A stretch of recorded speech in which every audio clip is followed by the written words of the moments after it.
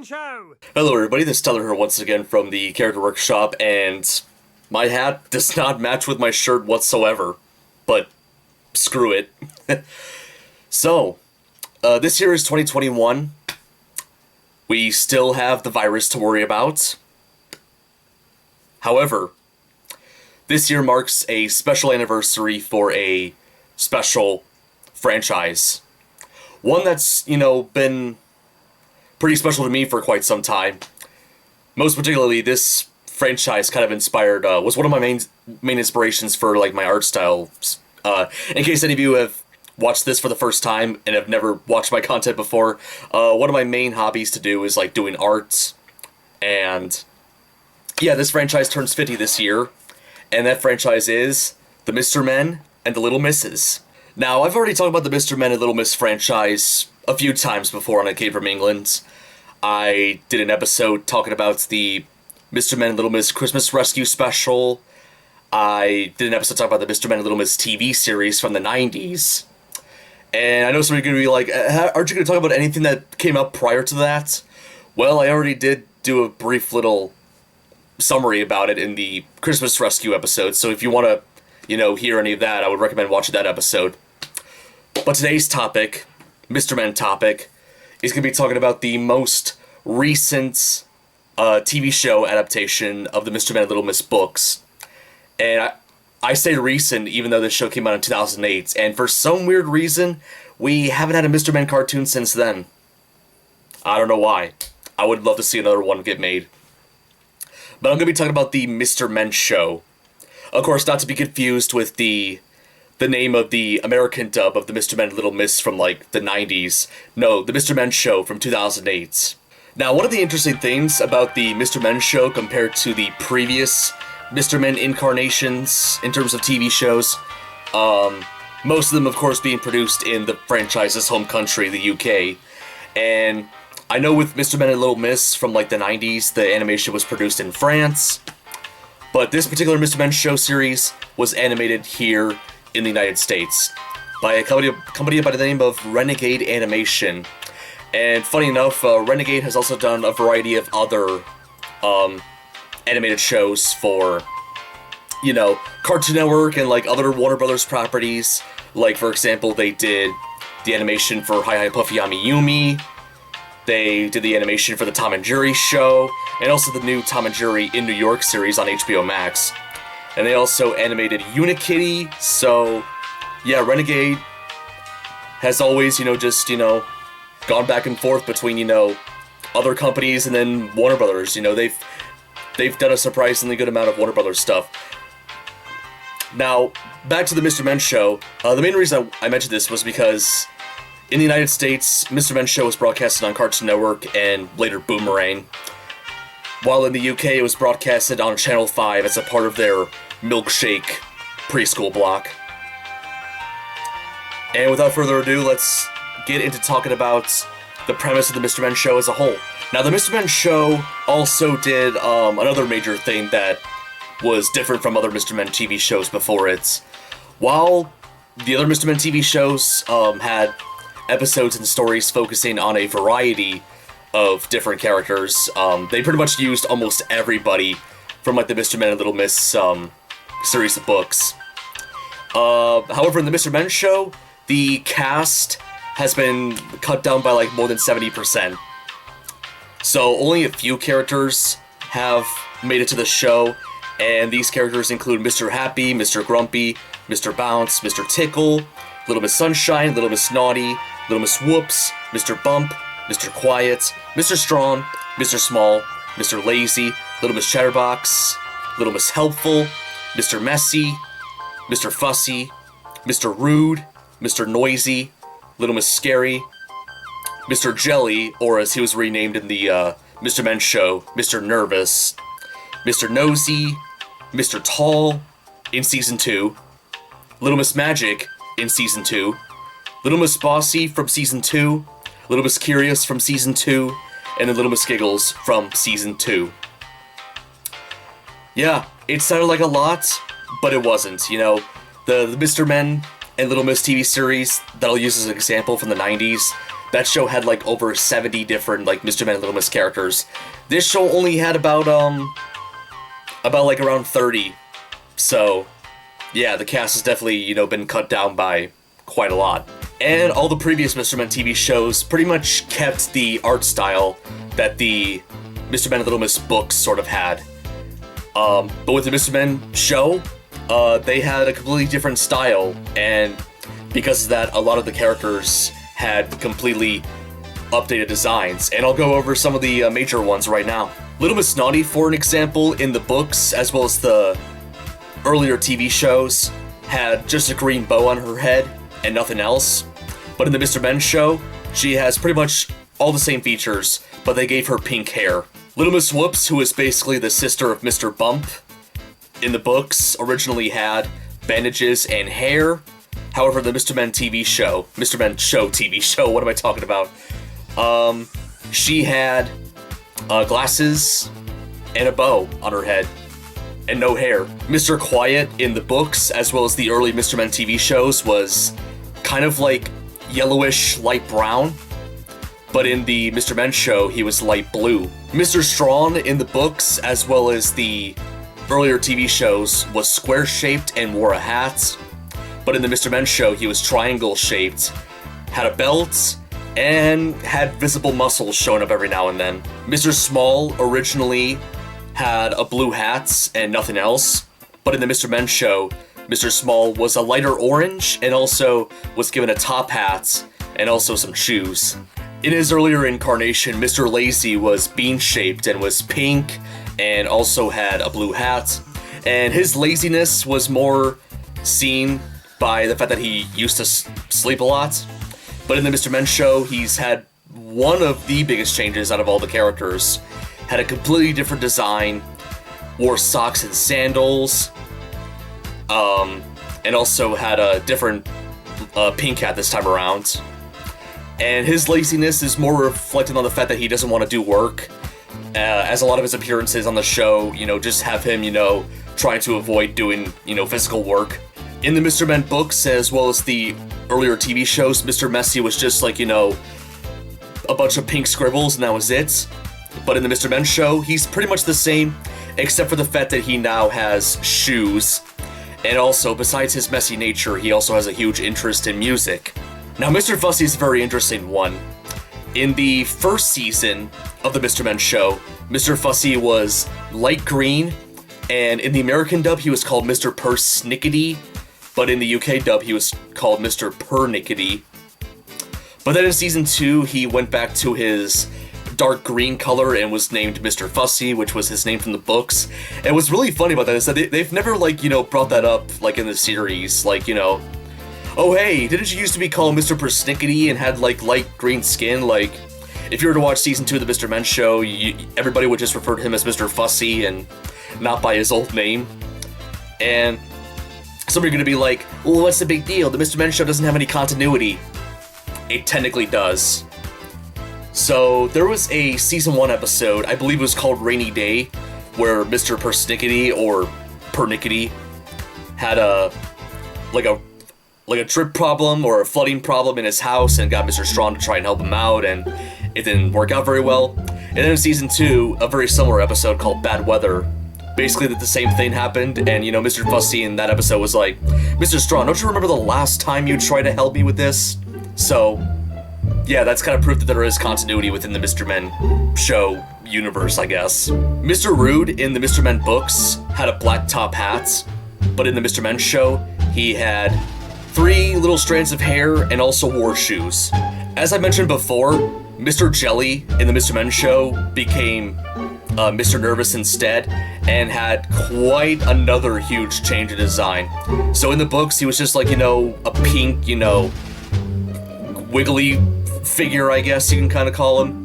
But in the Mr. Men show, they gave him like a purple oval shape, they gave him glasses, a nose, shoes, and that's it. And now for Mr. Nosy, in the books and earlier Mr. Men TV shows, he had a very long nose and was dark green. But in the Mr. Men show, he was bean-shaped, which his shape in the Mr. Men show was very similar to how Mr. Greedy looked. And They made him like green, he's got like a little bit of curly hair on the top, and he wears a black tie. And some of these characters that were introduced in Season 2 have also had some minor alterations. Mr. Tall was very, very minor. They just gave him a hat. That's about it for him.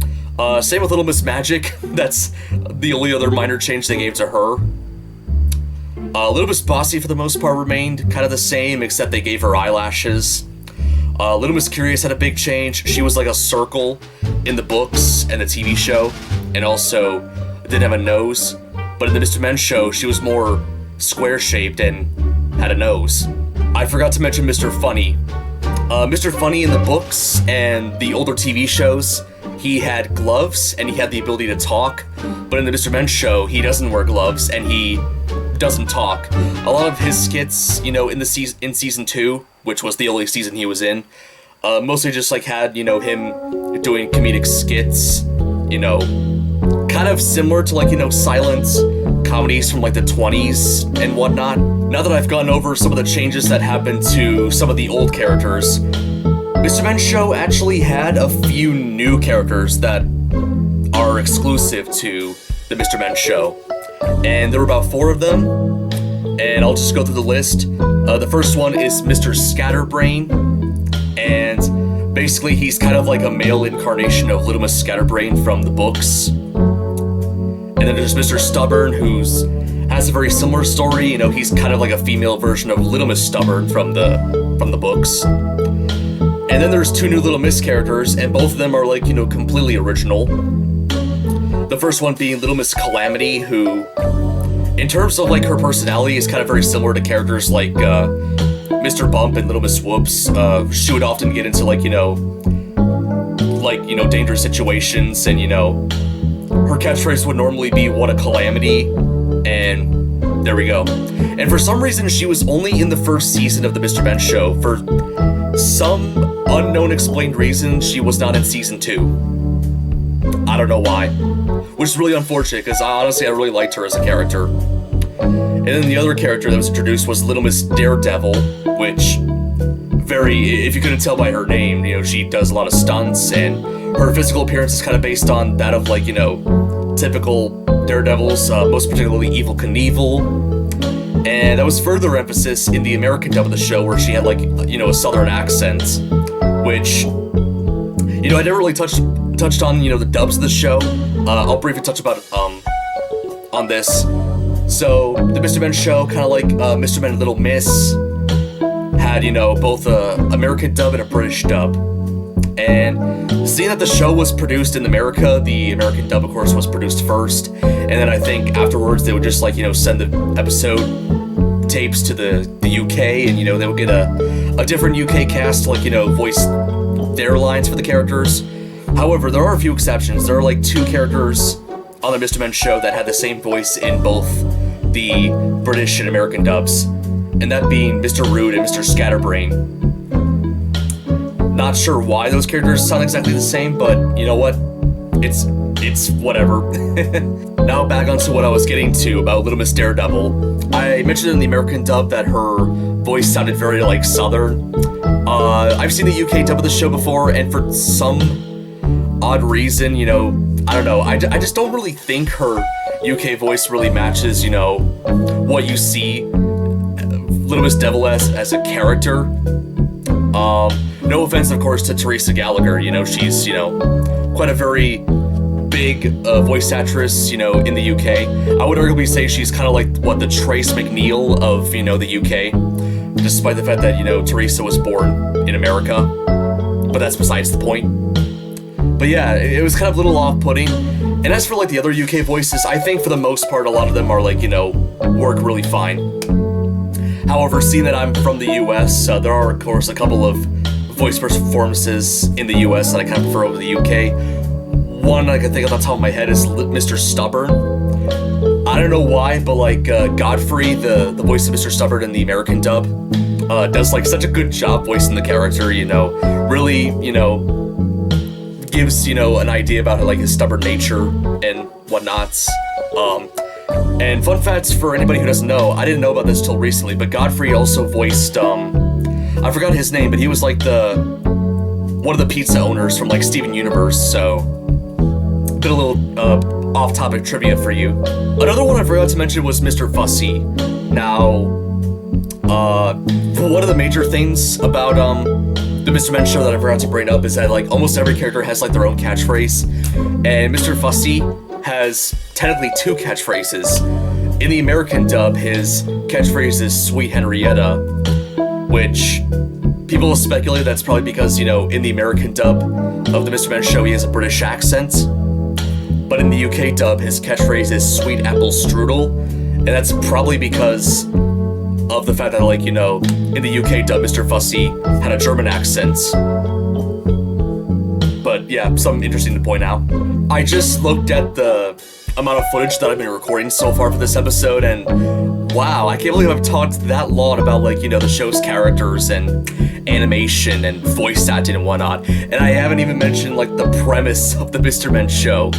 Now, another thing that's different about the Mr. Men show, that's different from, like, you know, other incarnations prior, each episode, instead of, like, focusing on, like, you know, one character or one set of characters, actually focuses on one topic. Like, for example, there's an episode called The Beach, which focuses on, like, you know, the characters and what happened to them at the beach or whatever. And then there's another episode called Snow, which shows, you know, how they handle life in the snow.